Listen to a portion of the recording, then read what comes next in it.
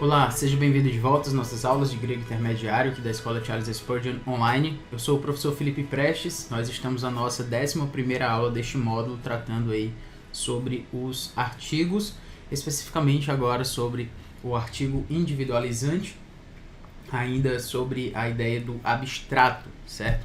Que é um tema um tanto interessante pensar, especialmente porque tem a ver com aquela ideia mais básica ali do artigo, né? De tornar algo uma entidade, né? Ou seja, a ideia de que saudade acaba, por exemplo, sendo uma entidade, vamos dizer assim, se a gente diz a saudade é algo arrebatador, por exemplo, né? Então, quando a gente faz assim, é como se a gente tornasse essa palavra saudade, ou melhor, a beleza, ou então até mesmo o belo, né? Com essa ideia, o feio, por exemplo. O feio é também arrebatador. Então, quando a gente faz isso, a gente pega um artigo e no português a gente diz que a gente substantiva, né? Esse adjetivo, mas a ideia é que no português a gente torna isso aliás, com o artigo, a gente torna isso uma entidade, certo? Então, essa ideia do artigo como abstrato, ela envolve essa questão aí do artigo com uma parte básica dele, uma função básica que o artigo já tem, tá bom?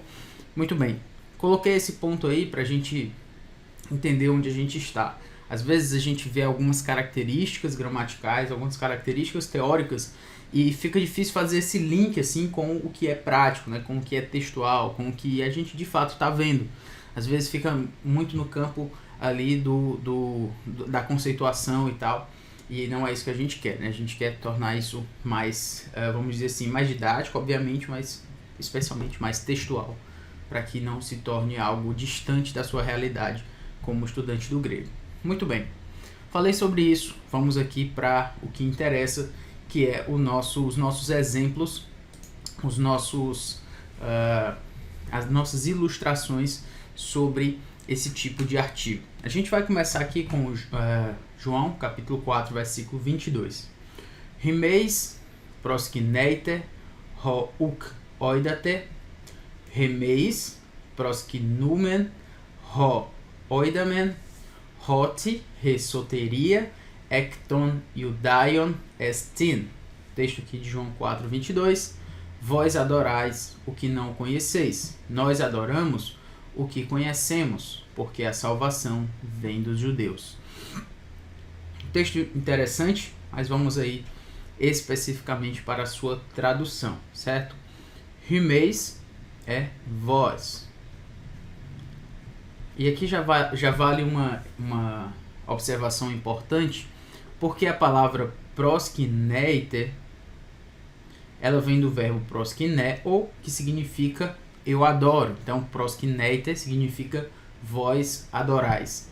Então, quando proskineo aparece, você já sabe que tem a ver com adoração. Mas eu quero chamar a sua atenção para isso aqui, ó, a terminação. Proskineite.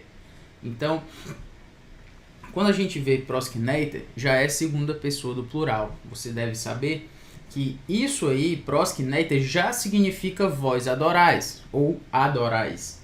No grego, nós não precisamos fazer como no português, de naturalmente colocar o pronome antes do verbo, certo? Por exemplo, vós adorais, como nós temos aqui, ou eles adoram, né? Enfim, eu adoro.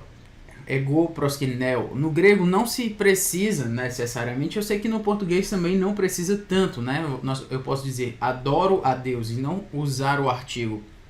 Mas o que eu quero dizer é que no grego, quando se utiliza esse pronome aqui, ó, o pronome pessoal seguido do verbo, essa ênfase ela é mais clara, certo? Não é como no português em que eu mudo adoro por eu adoro, muitas vezes só por uma questão de estilo, né? De concisão e tal. No grego isso é um pouco diferente. No grego, se eu utilizo o pronome, isso significa que eu estou trazendo uma ênfase mais forte para a questão dessa enunciação, né?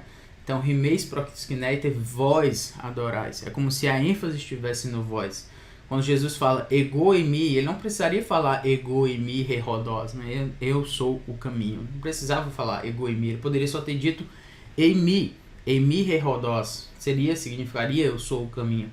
Mas, ou em português, né, sou o caminho. Mas quando ele utiliza o ego, isso traz uma ênfase para esse pronome, certo? Para a pessoa a quem esse pronome se refere. Então, da mesma forma que vós adorais, o rimeis faz toda a diferença, porque ele não precisava estar aí. O grego é uma língua muitas vezes muito sintética, então se ele pode tirar, se ele pode não ser redundante, ele vai não ser redundante. Se ele pode sintetizar, ele vai sintetizar. Então, quando um pronome está ali aparecendo desnecessariamente, então significa que ele tem uma função ali muito específica, que é a função enfática, tá? Muito bem. Vós adorais ro, uk. Ro é o nosso pronome relativo, então vós adorais o que, né? Vós adorais o que. E aqui nós temos uk oidate. Uk oidate, vós adorais o que não conheceis. O verbo oidate, ele significa, né, saber, né, no caso, ele vem do verbo oida. E ele aparece muitas vezes, é um verbo importante de se conhecer, já que somente no Novo Testamento ele aparece 318 vezes. Isso não é pouca coisa, né? 318 vezes isso se mostra como um verbo importante de se memorizar, de se ter em mente, por 318 vezes. Tudo que é acima de 50 vezes no Novo Testamento, na verdade, os estudiosos já dizem que é bom que a gente saiba, né? Então, passou de 200, 300, certamente oida é um verbo que vale a pena estar no seu vocabulário. Remeis, nós, proskinumen, ou seja, que nós adoramos. Então, vós adorais o que não conheceis, nós adoramos, perceba de novo o verbo proskineo, e aquilo que eu também já chamei a atenção aqui, ó, o remeis. Novamente, nós temos um pronome que não necessariamente precisaria estar aí. Então, geralmente é isso que se está fazendo, né? Algum contraponto entre duas pessoas, né? E esse contraponto fica mais claro ainda quando se utilizam pronomes. Então, aqui, remeis está ligado com remeis. Vós adorais o que não conheceis, nós adoramos, então, ro oidamen, o que conhecemos. Ro, o pronome relativo, o que, e oidamen, conhecemos. Esse paralelo fica muito mais claro quando se utilizam os pronomes. Pronomes que, como falei, são pronomes pessoais. Inclusive estão aí no nominativo. Então, normalmente os pronomes não vão aparecer no nominativo, eles vão aparecer no dativo, no acusativo, no genitivo, como uma função ali de referenciação e tal. Mas quando ele aparece no nominativo como sujeito, pronome como sujeito não é comum, como eu já coloquei. Então aí, esse paralelo realmente foi muito claro aí. Ele está fazendo um paralelo. Vós adorais o que não conheceis, nós adoramos o que conhecemos. O que? Aí ele diz porque, hot, porque nós conhecemos, porque. E aí nós temos ressoteria,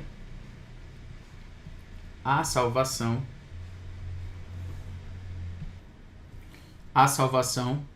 ekton judaion, dos judeus. Ekton judaion, perceba que o ek, né, ele é uma preposição que traz a ideia de origem, né, então vem no sentido de origem, a origem da salvação, ekton judaion, que é dos judeus, e aqui nós temos estin, que foi aqui traduzido como vem, você sabe que estin é ser ou estar, literalmente seria a salvação talvez proveniente aqui, ó, a salvação é originada isso eu estou tentando mostrar aqui como essa tradução pode ser montada. E você assim pode perceber que não é fácil traduzir, porque o é que é uma preposição, né? Então, é dos judeus, se eu traduzisse a salvação é dos judeus, esse dos judeus, isso daria uma ideia de que a salvação pertence aos judeus. E não é isso que eu quero dizer. Eu quero dizer que a salvação tem origem nos judeus. Então, o é que você poderia pensar, mas é uma preposição, vamos traduzir por uma preposição. Não dá certo, né? Nesse caso. Porque se eu for usar uma preposição, isso pode gerar mais confusão do que clareza. Então, por isso, a gente diz, a salvação vem dos judeus, ou a salvação é proveniente dos judeus, enfim. Isso tudo para você entender o processo de tradução, porque como a gente está no grego intermediário, você já lida com um texto especificamente diante de você, sem muitas ajudas do livro. Então, às vezes o que eu sinto, né, até eu mesmo como professor, é que os textos gregos, né, que a gente tem na mão, grego do Novo Testamento, algumas vezes ele vem muito quebrado, e é próprio do grego, né? Ele é sintético, ele não está preocupado tanto assim com a ordem das palavras, como a gente está no português. Então, às vezes, a tradução tem que fazer sentido para mim. Eu sinto como estudante nesse sentido, que primeiro a tradução precisa fazer sentido para mim. Eu preciso saber porque o tradutor escolheu essa opção, né, de estilo e tal. E eu acho que esse é um exercício muito importante, já que você está lidando com o Novo Testamento grego, você está lidando com os verbos gregos diante de você, enfim, você quer aprender o máximo possível. Muito bem, a tradução, então, voltando aqui para o que nós queremos chamar a sua atenção, que é para o ressoteria, a salvação. Quando a gente toma assim esse substantivo, a salvação, o que a gente está fazendo é apresentar isso como coloquei antes, né? Uma espécie de entidade, a salvação. A salvação é proveniente dos judeus. A salvação vem dos judeus. Essa salvação, a salvação, a salvação. Então isso torna a ideia de salvação, né, com um foco nos seus traços, na sua qualidade, enfim. E apresenta esse artigo, então, sendo como abstrato, certo? É essa ideia que a gente tem salientado. Então, a tradução do artigo, diz Daniel Wallace, no português, mostra a força do próprio artigo, que é de que essa é a única salvação. O artigo nos leva para essa ideia. A única salvação digna de consideração. E a única que não precisa de clarificação, já que ela é bem conhecida. Essa salvação, quando fala os leitores originais, os ouvintes originais dessa ideia, a salvação vem dos judeus, eles sabem de que salvação se está falando, certo? É uma salvação que eles já conheciam, que estava no imaginário deles já. Então não precisa de muita clarificação. Por isso o autor simplesmente diz, a salvação vem dos judeus, e eles já sabem do que se está falando. No caso, Jesus, né, falou para a mulher samaritana, vocês adoram o que não conhecem, nós adoramos o que conhecemos, a salvação vem dos judeus. Enfim, vamos prosseguir aqui, porque senão a gente vai passar muito tempo nesse texto, ele tem muita coisa para se falar. Vamos lá. O texto agora é o texto de Atos 6, no versículo 10. Então, no texto aqui de Atos 6, versículo 10, a gente tem o seguinte: Kai uk Israel antis tenai te Sofia kai to pneumati ho elalei. Aqui nós podemos ver a tradução, né, da Almeida Revista Atualizada.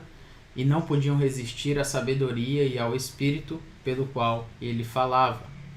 Então, nesse texto aqui, a gente pode perceber aqui o Kai, que é o nosso I. Nós temos aqui o Uk, não. Então, e não. Israel, não. Podiam, essa palavra Israel, como você tem aí, na verdade, é um verbo, né? Então seria a ideia de ser forte, né? De ser capaz, então eles de poder, a ideia de poder fazer alguma coisa, certo? Aparece algumas vezes no Novo Testamento grego, na verdade ela aparece 28 vezes, é um texto, aliás, uma palavra que tem uma certa frequência, né? 28 vezes é relevante, sim. Então eles não podiam de ser capaz, ser poderoso, ser forte o bastante, enfim, essa ideia aí colocada. Um exemplo aqui seria de Marcos 14:37, e voltando, achou-os dormindo, disse a Pedro: Simão, tu dormes? Não pudeste vigiar nem uma hora, né? Então, esse não pudeste vigiar seria esse não poder vigiar, não foste capaz de vigiar, é essa palavra aí que a gente tem em Atos 6, versículo 10. O verbo na sua forma lexical, isrio, na verdade, isrio, ok? No jeito que ele está aí, está no imperfeito, na verdade. Isrio é o presente do indicativo e isrion é o nosso imperfeito. Então eles não podiam antistenai, que seria resistir, eles não podiam resistir tesofia, a sabedoria, kai, e lembra de sofia, de filosofia, né? É de onde vem a palavra filosofia, na verdade vem da palavra sofia do grego, que significa sabedoria. Phileo, a palavra philo vem de philéo, de amar, né? De amante, de amigo, enfim, então amigo da sabedoria. E to pneumati, que é ao espírito. Eles não podiam resistir à sabedoria e ao espírito. O elalei, ho elalei, melhor dizendo, ho é o pelo qual aqui, o nosso pronome relativo, e elalei, ele falava. Então, o que nós temos aqui? Nós temos a nossa palavra, né, importante que a gente precisa achar aqui é a palavra ligada ao artigo, né? É a palavra ligada à sabedoria, né? Neste caso aqui, tesofia, ligada ao artigo. Então, eles não podiam resistir à sabedoria. Lembrando aqui também que no caso do português aqui, a sabedoria, nós temos uma crase, né? Um acento grave aqui. Nós temos aqui um artigo e nós temos uma preposição e um artigo, né? Então, por essa razão, são dois as aqui. O acento grave, ele marca esse fenômeno. Enfim.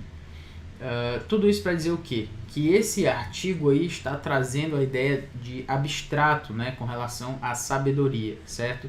Então, ele, inclusive, Daniel Wallace diz que esse artigo pode ser entendido como catafórico, né? Ou seja, daquilo que ele vai falar, já que ele vai dizer aqui, ó, a sabedoria e o espírito pelo qual ele falava, então vamos dizer assim, pelo qual ele vai falar dessa sabedoria depois também, então seria um artigo catafórico, né, que aponta para depois, pois o tipo de sabedoria mencionada é descrita posteriormente pela locução relativa, né, exatamente aqui, ho elale, pelo qual. Enfim, mas o ponto é mostrar que quando nós temos aí a sabedoria, nós estamos trazendo essa sabedoria como se ela fosse uma entidade, né? O artigo traz essa força para ela e faz essa ideia aí de abstrato ser ainda mais clara dentro desse texto. A sabedoria, quase como se fosse uma pessoa, né? Uma personificação. Muito bem, tocando aí nesse texto, vamos para o próximo. O próximo texto é o texto de Romanos 12, versículo 9. Rei agape anipócritos apostiguntes to poneron kolomenoi to agathou. O amor seja sem hipocrisia, detestai o mal, apegando-vos ao bem. Texto de Romanos 12, versículo 9. Vamos entender então esse texto aí. Nós temos rei HP aqui, rei HP, que é o amor. Fácil de entender, né? Quando nós temos agape, na verdade, né? O amor é uma palavra conhecida nossa.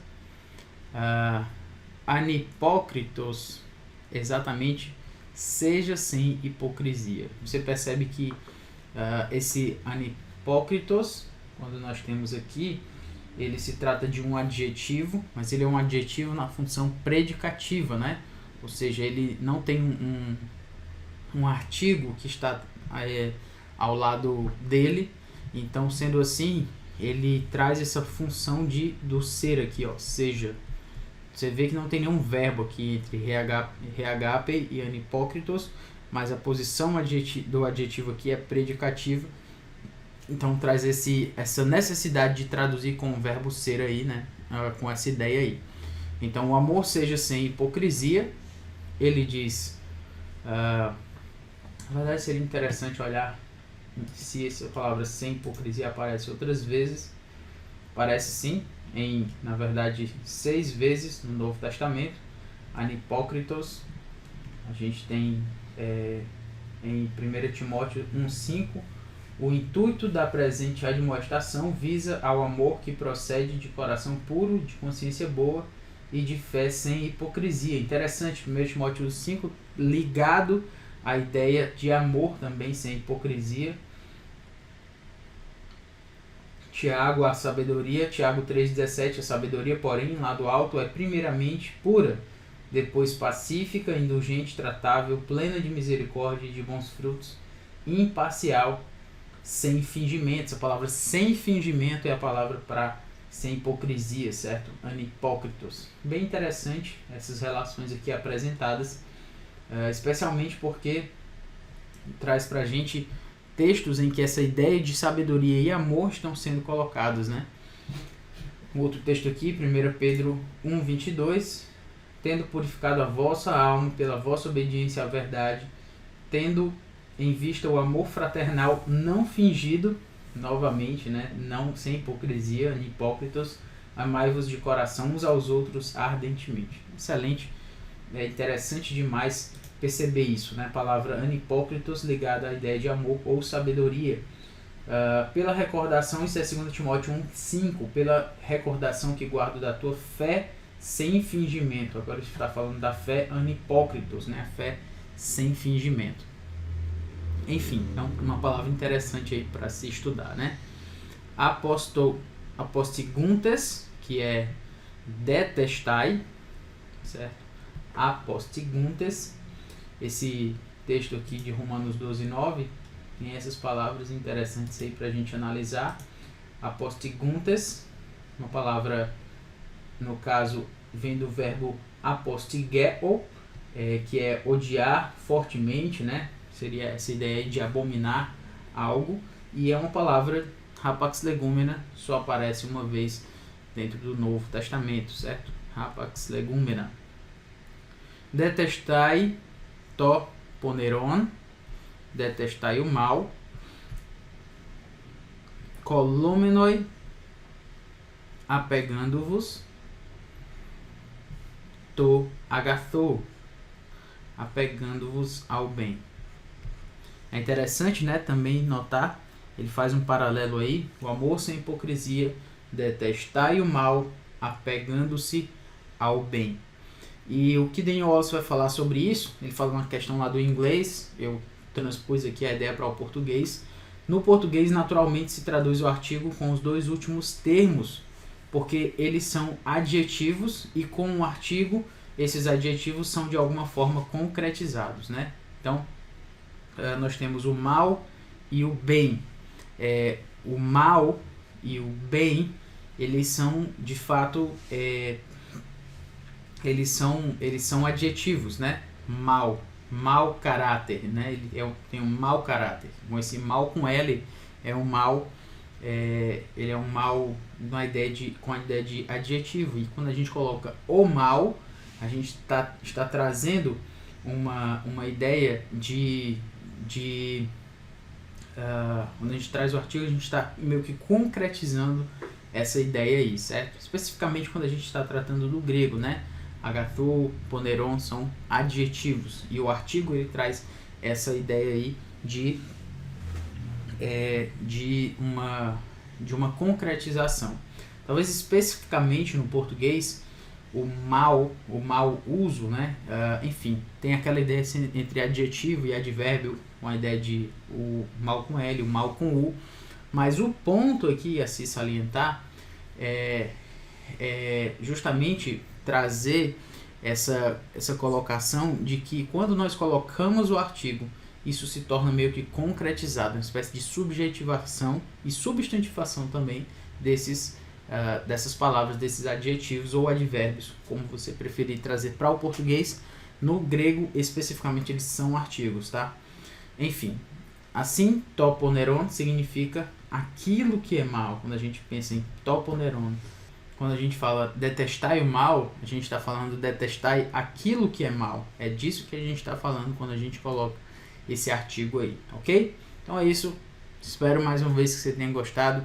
Que Deus nos ajude e nos abençoe para as próximas aulas. Valeu!